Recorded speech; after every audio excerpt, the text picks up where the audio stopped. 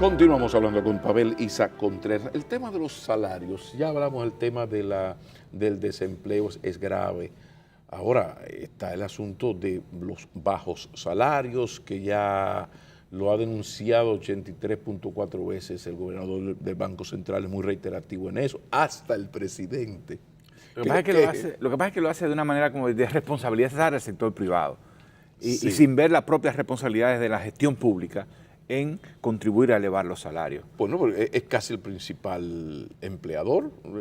Por una parte. Por otra parte, tiene el salario mínimo más bajo de toda la economía, con 5.177 pesos con 50 centavos. Claro, si la mitad de la nómina sobra, o no trabaja, o trabaja poco, o no sabe trabajar, o es una nominilla, estudiando cualquiera pasa. Hablemos de salarios bajos. ¿Qué se puede hacer y qué tan peligroso es una economía que está compitiendo en base a salarios bajos? Lo primero es que elevar salarios de manera sostenida, a largo plazo, Sí. todo esto estamos hablando a largo plazo, no en un momento determinado, Sí.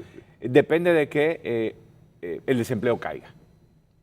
Tú necesitas derrotar el desempleo para que el excedente de fuerza de trabajo, es decir, la fila de gente esperando por un puesto de trabajo, baje. Cuando la fila de gente baja, entonces los salarios pueden subir. Tú tienes que agotar el exceso. La oferta de demanda de ustedes. Exactamente. La La demanda tiene que ir más, caminar. La demanda de oferta, la demanda de trabajo, es decir, de personas para trabajar, tiene que crecer más rápidamente que la oferta. Pero para eso tú tienes que tener un crecimiento de tal manera Sí. que te genere esos puestos de trabajo. O sea, tú tienes que tener una estrategia de desarrollo productivo que empuje por sectores que generan empleo. ¿Y sientes que la existe? No ¿Que existe. No existe. Existe el intento de Medina en los últimos 2 años, 3 años de empujar por pequeña agricultura, pequeña producción de pequeña empresa, pero eso no es una política nacional para la generación de empleo y para el cambio productivo y para el crecimiento de sectores que generan empleo. ¿Y qué puede impedir eso? ¿Qué puede explicar que eso no se haga? Porque eso es provechoso. Eso nos remite al segmento anterior. Yo creo que Sí. eso no es una responsabilidad solo del Estado. Estamos hablando de palabras mayores. Ahí tiene que haber un diálogo. Tiene que haber un gran acuerdo en materia de desarrollo productivo y empleo. El sector público puede tener liderazgo, pero la política de desarrollo productivo no se hacen desde el gobierno. No es como la política social. Digamos, la política social, más o menos está claro qué es lo que hay que hacer. La ley de seguridad social está ahí, la ley general de salud, la ley general de educación. Tú sabes lo que tiene que hacer. El Estado lo que tiene que implementar. Ahora, en política de desarrollo productivo, tú necesitas vincularte al sector privado y discutir una forma. ¿Por qué no se hace de manera más provechosa? Porque si es a nivel de cariños y pasamanos a grupos poderosos, eso está ahí. Porque las excepciones están ahí, las facilidades, los contratos, los cariñitos. Bueno, ahí viene entonces el tema del liderazgo del Estado. El Estado tiene que tener una visión. A mí me interesa empujar sectores que generen empleo y empleos de más calidad. Y a mí me interesa hacer que las empresas escalen tecnológicamente para yo competir internacionalmente. A mí no me interesa que compitamos en base a bajos salarios porque esto no nos trae los beneficios que queremos. ¿Y no será que tenemos un Estado grandototote, elefantiásico, pero débil a la hora de sentarse? Ven, siéntate aquí, vamos a negociar. Ven. No hay un problema. Tiene mucha gente que tiene una baja productividad, sacando, digamos, a los empleos que son inevitables, es decir, que son cruciales como el personal docente o el personal de servicio médico, pero mucho personal probablemente administrativo y de gestión de bajo nivel de productividad. O una parte, yo no creo que eso sea, yo creo que probablemente la mayor parte del empleo estatal se necesita. Es fundamental, solo que hay una parte de ese empleo que no es empleo, que ni siquiera, que es una gente que ni siquiera efectivamente va. Sí, lo que pasa también está lo de la profesionalización de la pobreza y en algunos casos hasta de la vagancia, porque está lo de la solidaridad, que se entiende, los programas sociales, sí, pero lo de enseñar a pescar, dar el pez enseñando a pescar, sí, esa es una parte. Luego está la vagancia política. Sí, bueno, que la jode, o sea, la relación de clientelismo en el cual tú le pagas desde el Estado a cambio de un apoyo político, de un trabajo político, de un trabajo electoral especialmente. Pero, ¿y tu valoración de esas políticas, de esas iniciativas a partir de sus programas sociales, lo que lleva el gabinete social, lo de la vicepresidenta. Yo creo que tienen un rol. Ellos se han salvado bastante de no profesionalizar la pobreza, de incentivar que la gente tire para adelante. A ver, yo pienso que lo que hay primero, la asistencia social tiene un rol. El rol de la asistencia no es solo auxiliar a los más pobres, es también, como tú dices, enseñarles a pescar, es crear capacidades. Es decir, cómo tú auxilias, pero al mismo tiempo utiliza ese dinero para hacer que esta gente adquiere su propia capacidad y se gradúen y no necesiten más la asistencia. Claro. Yo creo que ahí todavía se está fallando. O sea, la idea es yo te doy dinero para que tú vayas al servicio médico y estés en condiciones físicas óptimas. Yo te doy dinero, pero es para que tú asistas a la escuela. ¿No?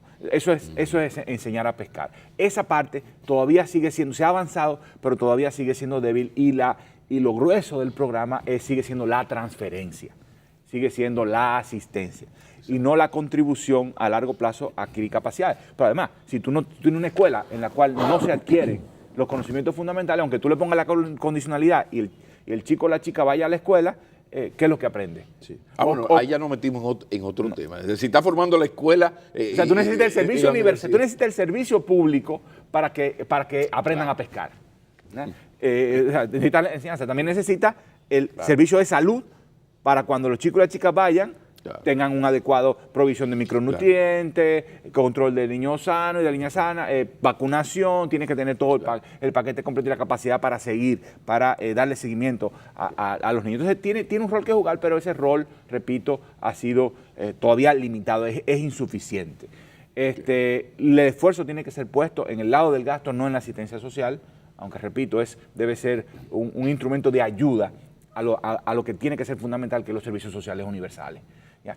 Ahora, volviendo al tema del empleo, es que no tenemos tenemos la misma política de desarrollo productivo que teníamos hace 30 años, cuando lanzamos la zona franca y el turismo a finales de los 80, hace 35 años. No la hemos renovado, no le prestamos atención a los sectores específicos y concretos. Dice, yo quiero desarrollar al sector industrial que sea, por ejemplo, intensivo en trabajo. Más allá de excepciones a grupos industriales poderosos.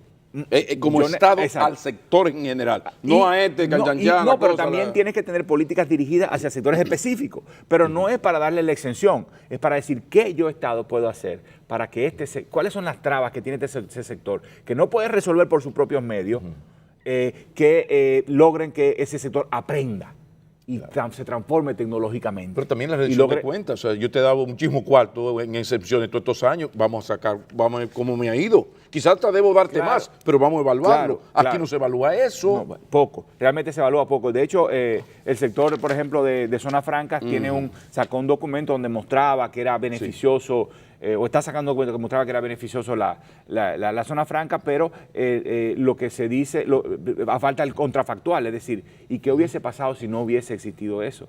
¿Acaso no está saliendo más cara la sal que el chivo? Independientemente de lo que pase, yo creo que tiene que ser evaluado de esa manera. Si tú no le hubieras dado los incentivos, ¿esas inversiones hubieran llegado o no hubieran llegado? Ese tipo de trabajo, de reflexión, no se ha hecho. Pero en general, el Estado dominicano no ha promovido un diálogo para ir buscando desatar los nudos que mantienen a ciertos sectores productivos limitados, como el sector manufacturero. Repito, muebles. ¿Qué pasa con muebles? ¿Por qué muebles, que tiene un potencial, no se ha convertido en una fuerza industrial interesante y exportadora hacia los países de la región?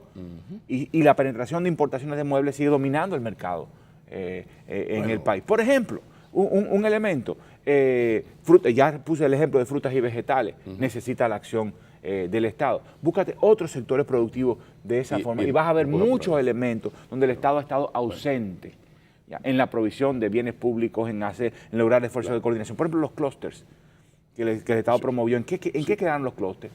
No le puso el capital necesario. La asociatividad entre los productores, aún entre grandes productores, es fundamental para resolver un conjunto de problemas. El más exitoso ha sido más un asunto enteramente privado, que es el del cacao.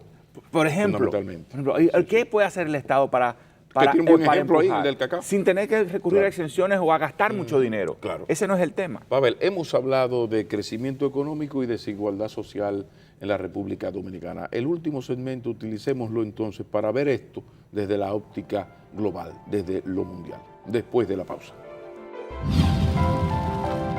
Eso deviene de esta combinación de falta de transparencia en la metodología concreta de cómo se estima, en falta de diálogo a nivel técnico fundamentalmente, pero además a medida más amplio, con el incentivo político que hay para, como tú dices, presentar una cifra más elevada.